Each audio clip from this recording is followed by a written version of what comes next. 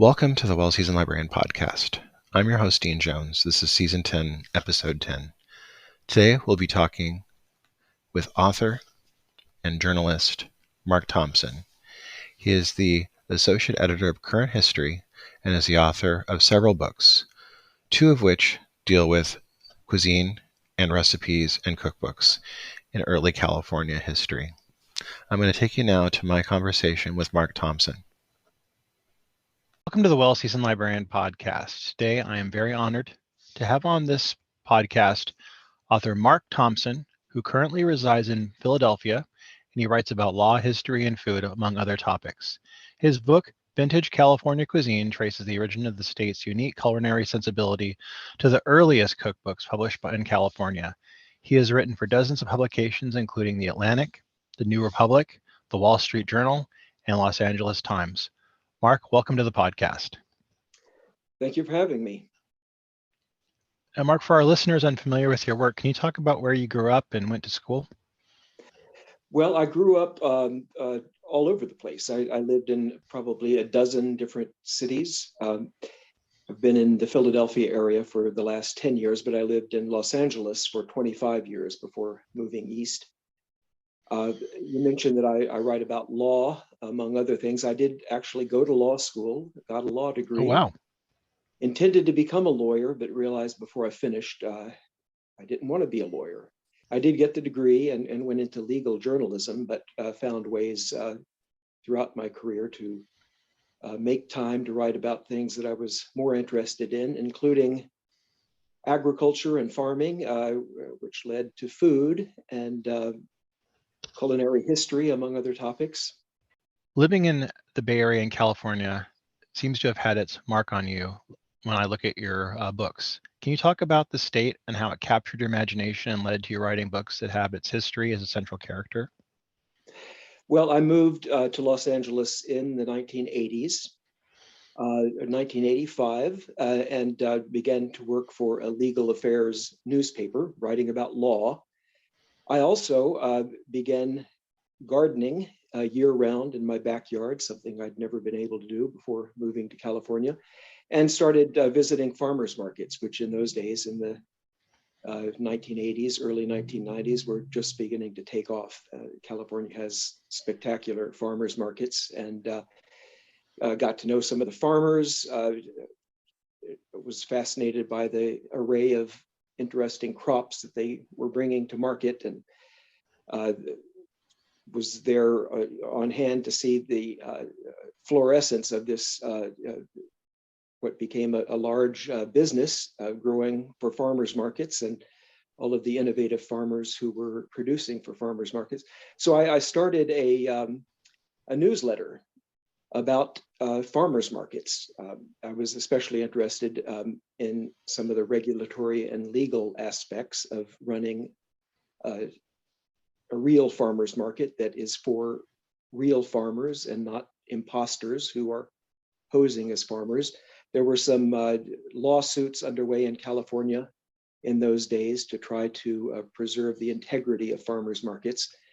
And so it was that legal angle on the topic of farmers markets that got me involved in writing about farmers markets. So as I mentioned, started a newsletter.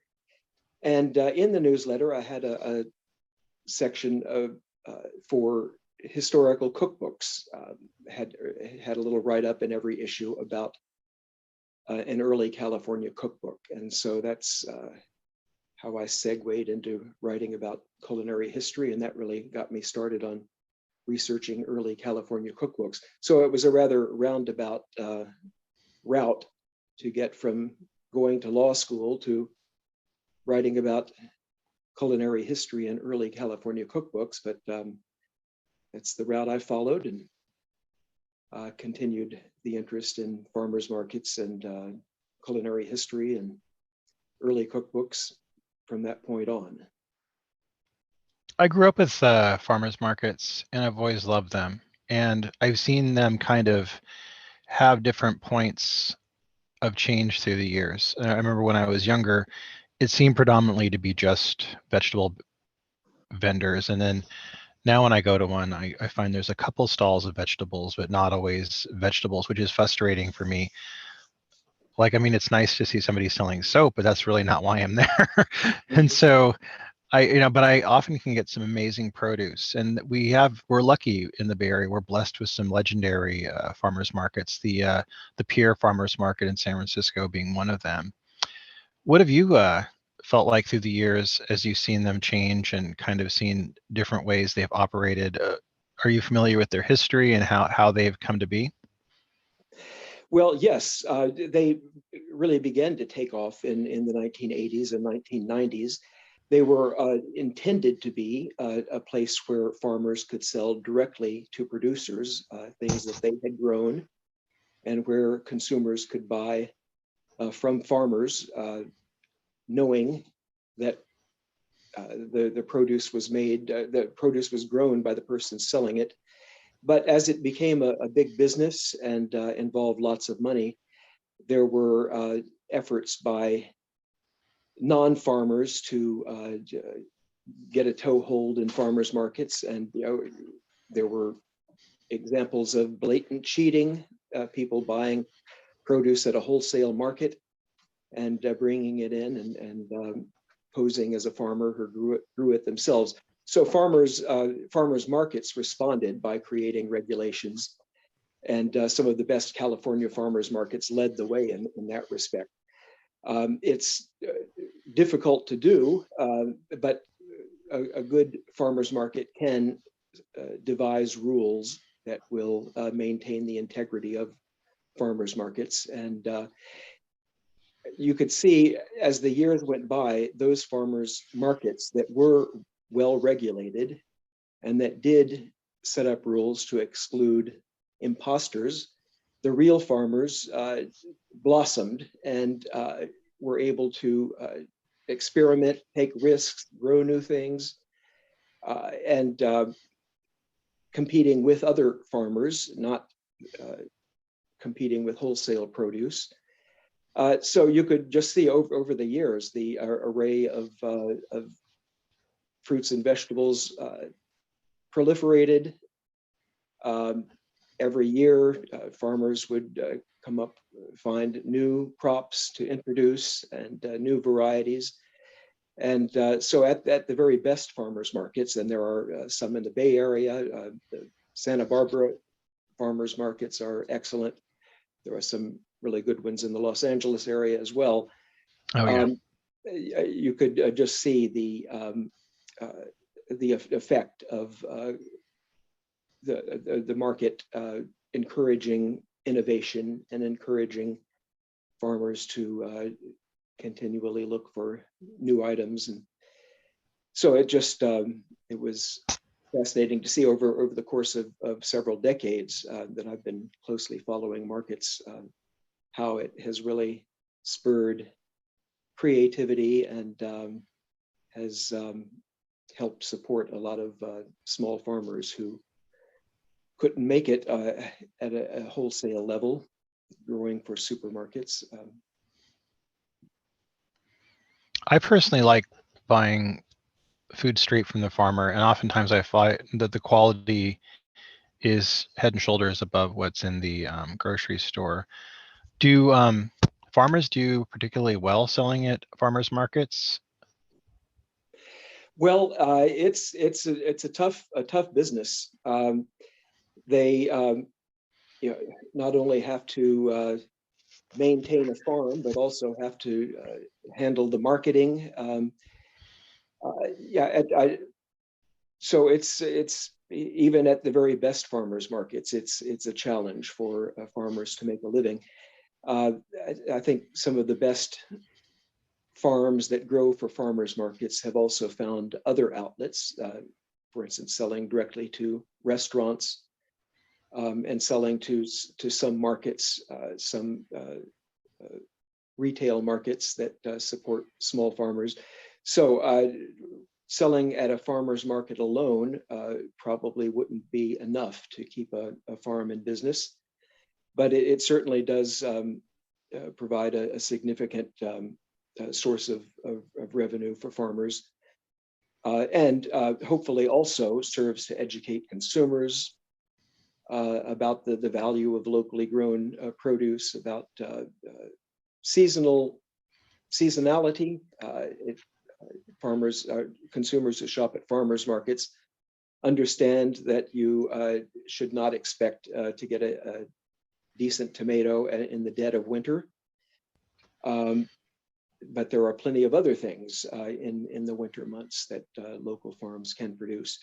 So I think farmers markets, as well as providing a market for farmers, also help to educate a new generation of consumers who hopefully will find other ways to support farmers.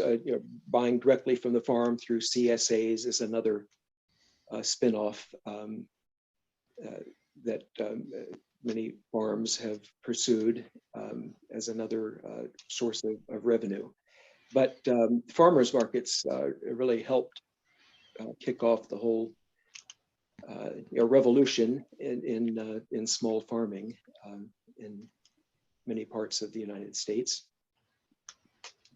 I find that in reading a lot of books about chefs, I know that sometimes they'll go to the farmers markets or the early farmers markets and get a lot of produce from them, and it'll inform what they're cooking, especially the chefs that do specifically seasonal cuisine.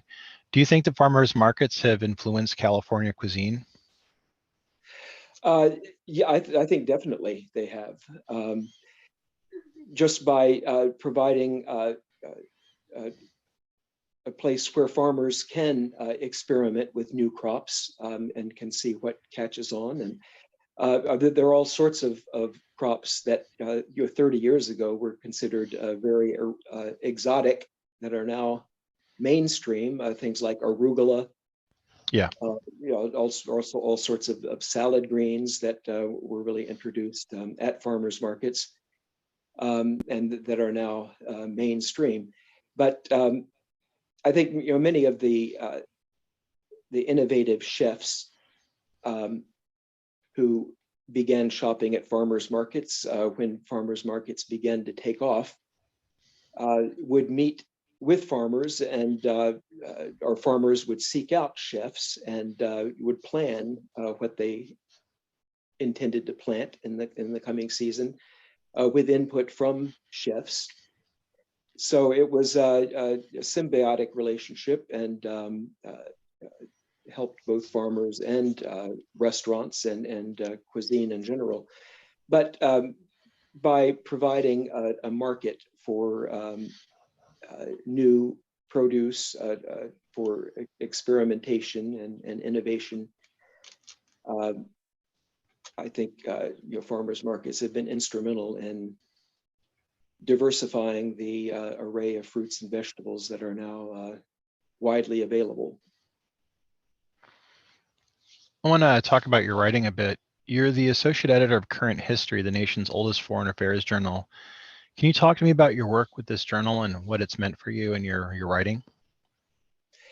Well, as I mentioned, I started out writing about law. I did finish law school, even though I knew I didn't want to be a lawyer, but it proved to be very valuable. Helped sustain me as a writer. I was freelance for most of my career, working as an independent contractor. It was after moving to Philadelphia, still working as a self-employed writer and editor, that I happened to stumble into the job at Current History, which was at the time published by a Philadelphia family, which had published the magazine for 3 generations. It was founded in 1913 by the New York Times Company and bounced around among several different publishers before ending up with the Redmond family in Philadelphia. So when I was first hired by Current History, I was actually working in an office, which happened to be in the neighborhood where I was living in Philadelphia at the time. The last of the Redmonds decided to retire, and shortly before the pandemic, sold the journal to University of California Press. So I have continued to work for Current History, but I'm now back to being an independent contractor, working from home, out of my home in the Philadelphia area, but working for University of California Press. It is a job that it's an academic journal primarily, and I don't do any writing. I do editing for the journal, which is a change of pace from what I did for most of my career, but it's been a great job to have at this point in my career. I've had plenty of time to pursue other interests along the way and maintain my interests in food and agriculture. I have a website about community gardening and urban agriculture. I've also continued my interest in gardening. So it's been a good job to have, but in part because it has allowed me time to maintain my interest in a number of other things. In 2001, you wrote the book American Character. This is a biography of Charles Lummis, an Indian rights activist who lived in California and the Southwest from the 1880s through the 1920s. You were honored by the Western Writers of America in 2002 with the Spur Award for Best Biography. How did it feel to get an award for what would be your freshman effort as a published author? Well, I was delighted to get the award. Just to back up a bit, how I came to write the book. As I mentioned, I was publishing a newsletter about farmers markets and had a culinary history section in the newsletter. One of the books I wrote about in that culinary history section was the Landmarks Club cookbook, published in 1903 by Charles Lummis. I had heard the name, but knew very little about Lummis. He built a house, which is a historic site in Los Angeles, and there's a historical marker beside the Pasadena Freeway, mentioning that if you get off at this exit, you can hear the Charles Lummis house. That was about the extent of my familiarity with Lummis until I read about this cookbook, the Landmarks Club cookbook. Culinary historians say it is the first cookbook that singles out the cuisine of the Southwest as a distinctive regional cuisine in its own right. Lummis was a rather eccentric character who was living in Ohio when he was offered a job at the Los Angeles Times in 1885 and decided to walk from Cincinnati to Los Angeles to take the job, writing a weekly column about his adventures along the way. He had never been out of New England, had certainly never been to the Southwest or any place like the Southwest when he walked through Colorado and New Mexico and Arizona on his way to California. That was his first exposure to Southwestern cuisine, his first exposure to chili peppers. He tells a story about the first time he was served a dish of what was chile colorado, and was convinced he had been poisoned by the person who gave him this food. It was so spicy. That was probably not entirely true. That story, he had a tendency to embellish for the sake of telling a good story. But it was certainly true that he arrived in the Southwest with lots of prejudices about the people who lived in the Southwest, the Spanish-speaking people, the Native Americans, and their cuisine. And but fell in love with the region, fell in love with the people, and fell in love with the cuisine. And he arrived in Los Angeles, started working for the Los Angeles Times, later edited a regional magazine. He had multiple interests, but collecting recipes in his travels was one of his lifelong interests. And a lot of the recipes he had collected in his travels to the Southwest were published in the Landmarks Club cookbook, which was a fundraiser for restoration of the Spanish missions in California. He had a lifelong fascination with the Spanish American heritage of the Southwest, as well as Native Americans. He was an activist on behalf of Native Americans, took up a battle against Indian schools for taking children away from their villages. So it was through an introduction to his cookbook that I learned about Charles Lummis and learned what a fascinating character he was with so many wide-ranging interests. So I learned that his personal papers are kept in the archives at the Southwest Museum in Los Angeles, a museum he founded. There are something like 30,000 items of correspondence in his personal papers, just a wealth of material. So ended up writing a book. But interestingly, it was that cookbook, the Landmarks Club cookbook, that really piqued my curiosity about Lummis and led me to write the book. And also, eventually, probably 10 years after that book came out, I published Vintage California Cuisine, about a dozen early California cookbooks, including the Landmarks Club cookbook. But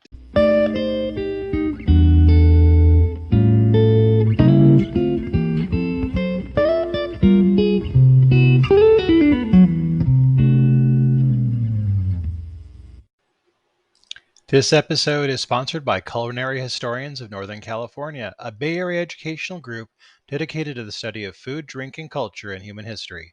To learn more about this organization and their work, please visit their website at www.chnorcal.org.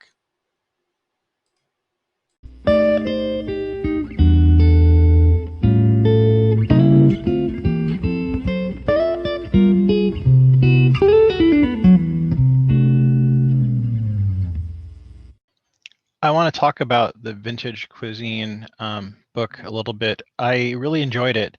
And I think I was surprised by it because I didn't know what to expect. And I think in your talking about Lummis, I think I sometimes have maybe a misconception on, I think as many people might, as how populated and how together California was during this time period. And I think we always think of it as the West, and we see a lot of anachronistic Western films, et cetera, that during this time period that make everything seem very primitive. But California was still fairly well populated during this time period. What was this during the time of the cookbooks that you wrote about? What was California like during this time period? I mean, apparently it was fairly booming state, but what was your takeaway on it, and what were you surprised about learning about California in your research? well, it was interesting to see how lots of different threads that all came together in what we now know of as California cuisine began to emerge and gradually coalesced. The cookbooks that I covered in my book, Vintage California Cuisine, and I think there are a dozen cookbooks, 12 or 15. The earliest of those books, in other words, the first cookbook published in California was published in 1872. And there were several cookbooks published in that year. They all reflected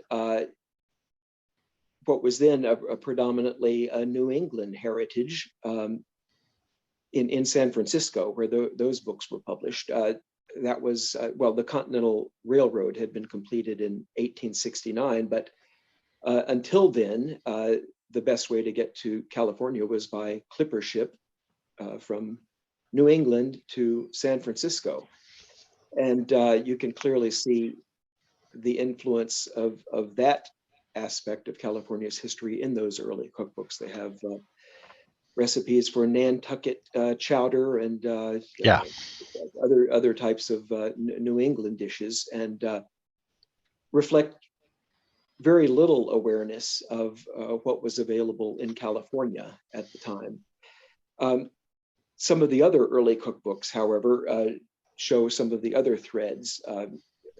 that existed in California at the time. There was a Spanish language cookbook published in the 1880s by Encarnacion Pineda, who was a member of an old California family, had been in California for many generations, and that shows the influence of Mexican and Spanish American traditions in the cuisine in California.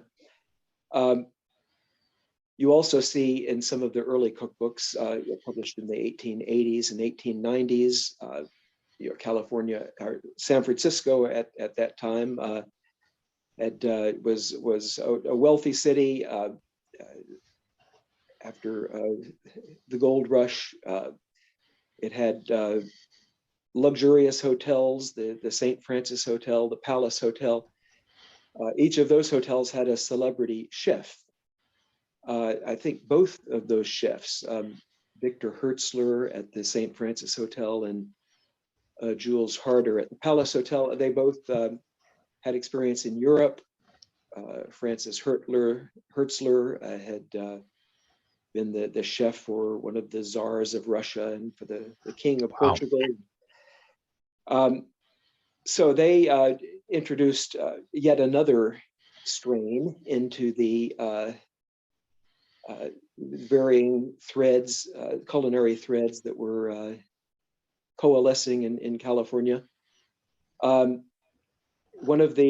Another early California cookbook published in San Francisco in 1880 was published by an African-American woman who had been enslaved in Mobile, Alabama, but after the Civil War came to California, became a caterer. She was apparently not literate, but had a treasure trove of recipes, and with some help, with the help of some of her the clients of her catering service, got those into print and published a book. So Southern cuisine, there were a lot of Southerners who came to California, especially after the Civil War, bringing Southern influences, adding those to the mix. Asian American influences start to appear in some of those early California cookbooks.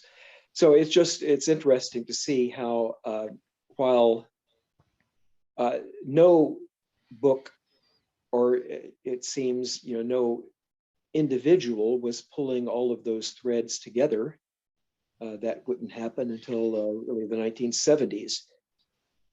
So another century would pass before all of those varying threads would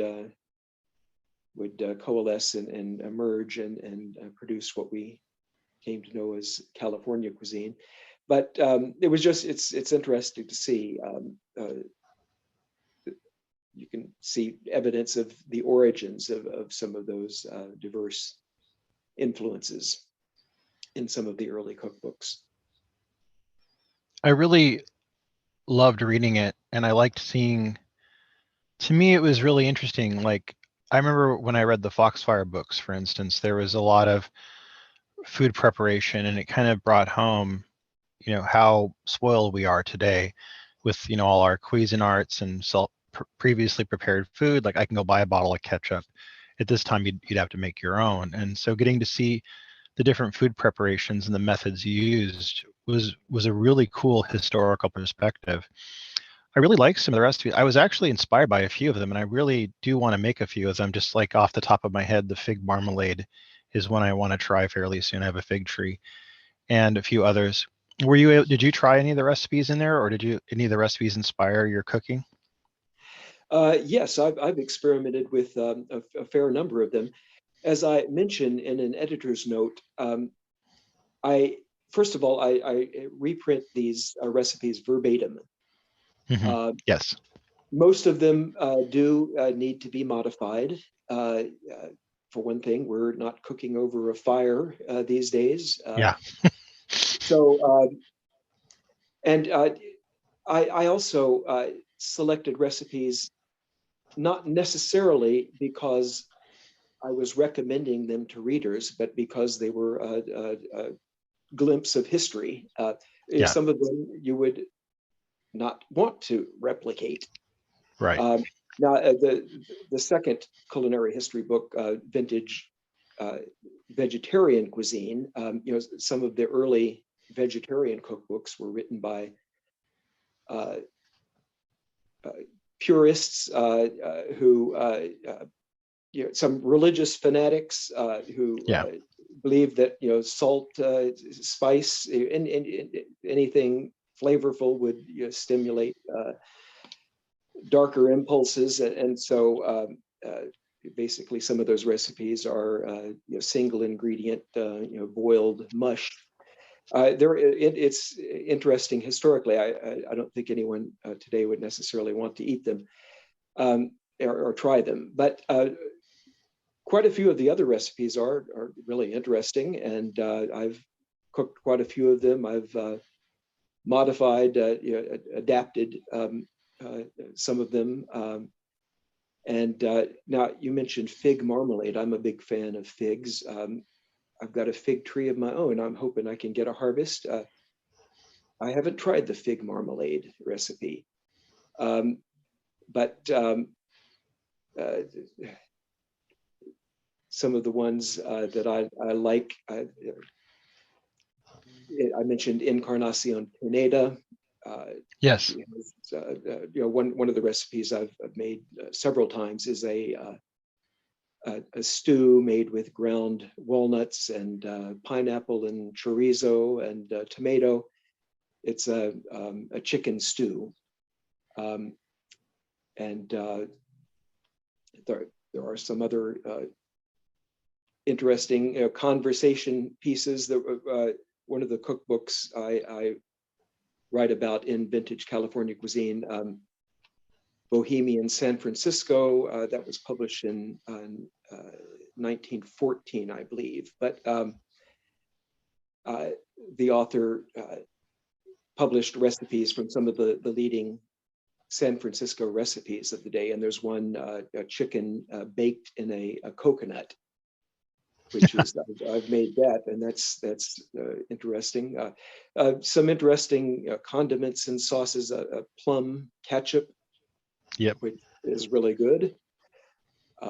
There's some weird recipes that I've made, a prune souffle, a strawberry omelet. I saw that one, yeah. So there was I made this fairly recently. Actually, it's a salad made with watercress and grated apple in a vinaigrette. Yeah, quite a few interesting recipes that are good in their own right. A number of others that are interesting conversation pieces. I really liked the vintage vegetarian cuisine, mostly for the fact that I think, like many people, I assumed vegetarians popped up in the 60s. And this book really kind of goes back and talks about the history of vegetarians in America, and talks about some of the earlier vegetarian movements and some of the, the early vegetarian cuisine. I was really impressed with how I think I would make a lot of the vegetarian recipes in here. I think they're really, really impressive. There's some stuff in there, sure, I would make, but I think a lot of the vegetarian recipes are really kind of pretty good, and I was kind of impressed. What did you think when you started doing research for this, and what got you on the track to write the one about the vegetarian cuisine? Well, among early California cookbooks, there are a number of vegetarian books. There were in the late 19th century into the early 20th century, there were a number of health sanitariums that started in California, and that had various theories about healthful food. There were fruitarians who believed in eating nothing but fruit. There was a fruitarian colony in Orange County. The Theosophical Society, which has a Hindu influenced cosmological view, and has they are vegetarians. There was a big, I think the Theosophical Society had a headquarters in Santa Barbara. They published a cookbook. So it was some of the early California vegetarian cookbooks that first introduced me to early vegetarianism. It was interesting that between the time I started working on culinary history in California and later wrote Vintage Vegetarian Cuisine, I moved to Philadelphia, which much to my surprise turns out to be really the capital of early vegetarianism in the United States. I didn't know that. It's a meat and potatoes town these days, with the cheesesteak being its most famous culinary contribution.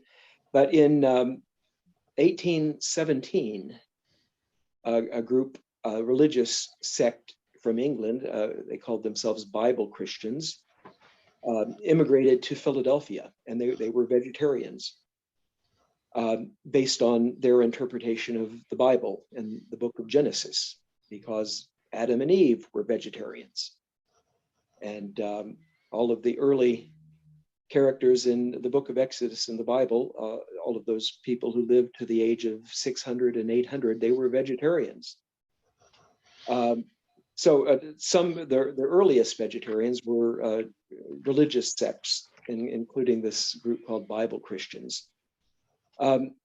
They immigrated in 1817. There were, I think, 40 or 50 who got on the ship in England, and about half of them abandoned the Bible Christian group and vegetarianism during the passage. It took 11 weeks to get across the Atlantic, a very stormy crossing. I think it typically took 6 weeks.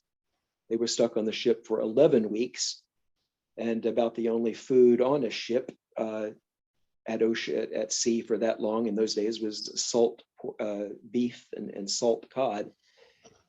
Somehow, some of those Bible Christians managed to make it all the way across on a vegetarian diet, maintain their allegiance to vegetarianism, and set up a congregation in Philadelphia and set out to spread their faith. They did not really increase their numbers. They lasted for about 100 years in Philadelphia. Did not really grow their ranks, but they did have influence on some important people, including Sylvester Graham, who invented graham flour and the graham cracker, and John Harvey Kellogg, who set up the Kellogg Sanitarium in Battle Creek, Michigan, and created such things as cornflakes and granola. And the Bronsons, Louisa May Alcott's father and uncle, they were vegetarians and writers and eccentric, free-thinking types who passed through Philadelphia in the 19th century, were encountered the Bible Christians and were inspired to become vegetarians. They didn't adopt the entire religious program, but were inspired to adopt vegetarianism as a way of life. So the first the Vegetarian Society, the first Vegetarian Society of America, held its first annual convention in Philadelphia in 1850. I think the society continued to be headquartered in Philadelphia for quite a while. But so it was interesting that I encountered that upon arrival in Philadelphia. Living in Philadelphia now, is there anything food-wise you particularly miss from California right now? Well, I miss among other things, citrus fruit. I loved going to farmers markets and in the winter and finding at the better farmers markets, there would be 20 different kinds of citrus fruit. And in some of the Southern California farmers markets in San Diego and Los Angeles, even as far north as Santa Barbara, a lot of subtropical crops like cherimoyas and sapotes. And so some of the winter produce that you can get only in California, at a farmer's market. I miss those. We have some good farmers markets here in Philadelphia, and even and throughout the Northeast. There are some excellent farmers markets. The farmers in this area have been encouraged by the growth of farmers markets to diversify and innovate and to extend their seasons. And so it's amazing what you can get locally in farmers markets. But here deep into the winter and starting in early spring, but it doesn't match what's available year round in California. Mark, what's next for you? Well, so I published the 2 vintage cuisine books, Vintage California Cuisine, Vintage Vegetarian Cuisine, and shortly thereafter got the job at Current History unexpectedly. It diverted me from working on those books, or developing some of the recipes. I have websites for both of those books and have published the results of some of my experiments with the recipes. I've set that largely aside in recent years, but hope to get back into that. I might even do a vintage Pennsylvania cuisine cookbook. Ooh, that sounds good. A lot of interesting cuisine and culinary history in Pennsylvania with the Amish and other Pennsylvania Dutch influences, among many other cultural influences, historical influences here. So maybe I'll get back into culinary history. Who knows? I hope you do. I mean, your vintage California cuisine and vintage vegetarian cuisine are excellent. I'm going to put links to those in the bio, as well as your website links as well. So so people who are listening to this, if they want to get your farmers market newsletter, they can go to the links on the bio and check those out as well. Mm-hmm. Mark, I want to thank you for being on the podcast. I've enjoyed getting a chance to talk to you. Well, thank you, Dean. Thanks for having me. That was my conversation with Mark Thompson. We have links to his book, Vintage California Cuisine and Vintage Vegetarian Cuisine, as well as his many websites available in the bio. Next week, we'll be talking with British food historian and cookbook writer Regula Esewin. Please tune in for that next week. I hope you're all having a really great week, and maybe you're cooking some recipes from some of the guests we've had on the podcast. Until next week, keep on cooking.